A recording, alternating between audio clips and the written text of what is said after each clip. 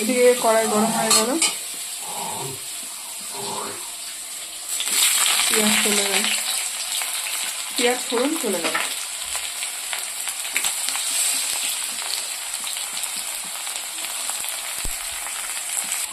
এই যে ছোট মাছটা রান্না করবো, এর জন্য এর মধ্যে ছোট মাছের মধ্যে তেল দিয়ে দেওয়া হলো, আর ওদিকে পেঁয়াজ ফোড়নে দিয়ে দেওয়া হলো। লঙ্কা বাটা দিয়েছো না মা? লঙ্কা বাটা দিয়ে একটু রসুন বাটা, একটু পেঁয়াজ বাটা আর একটু কাঁচা তেল, লবণ, হলুদ দিয়ে মেখে নেওয়া হলো। আর যে পেঁয়াজটা ভাজা ভাজা একটু করে নিই। এই মাছটা একটু লেবু পাতা দিয়ে হবে, একটু মাছ ছোটো মাছটা লেবু পাতা দিয়ে হবে। এবার এই যে পেঁয়াজটা হালকা ভেজে নিলাম, এবার মাখানো মাছটা দিয়ে দিল। মাছটা হালকা একটু বেলা হয়ে গেছে, তো এগুলো একটু হালকা নরম নরম হয়েছে, এর জন্য সেই মাছটা এইভাবে রান্না করতে হবে, না ভেজে। এখন একটু ভেজে নিচ্ছি।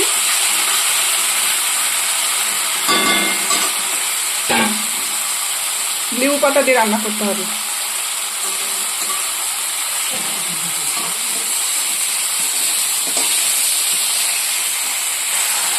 বেশিক্ষণ না, অল্প একটু ভাজা ভাজা হয়ে গেলেই এই জলটা দিয়ে দিতে হবে। দিয়ে দেবো জলটা দিয়ে দিলাম।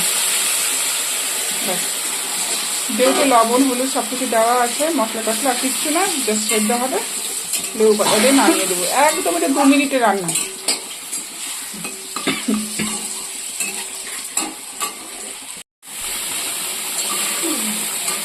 ছোট মাছটা এই যে সেদ্ধ হয়ে যাচ্ছে,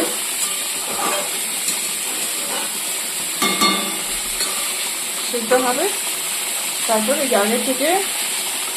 আগে থেকে ধুয়ে আর শির বেছে রেখেছি আমাদের গাছের লেবু পাতা, ওটা দিয়ে দিব।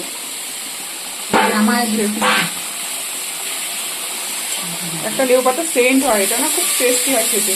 মাছটা সেদ্ধ হয়ে যাচ্ছে, সেদ্ধ হয়ে গেলে তো হালকা ভেজে নিয়ে করতে হবে, মশলার সাথে ভেজে নিতে হবে। বন্ধুরা ভিডিওটা দেখতে থাকো। বন্ধুরা ছোটো মাছের হয়ে গেল, এইভাবে নামিয়ে নিতে হবে। যখন হয়ে গেল নামিয়ে নিতে হবে।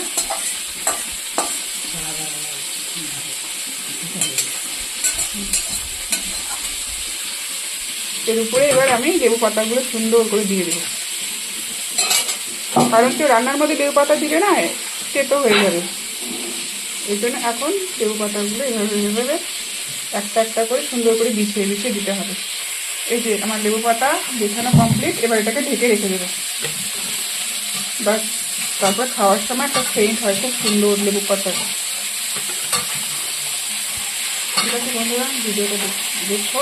আর ভিডিওটা ভালো লাগলে পরে লাইক কমেন্ট শেয়ার করে দিও, আমার চ্যানেলটা সাবস্ক্রাইব করে দিও।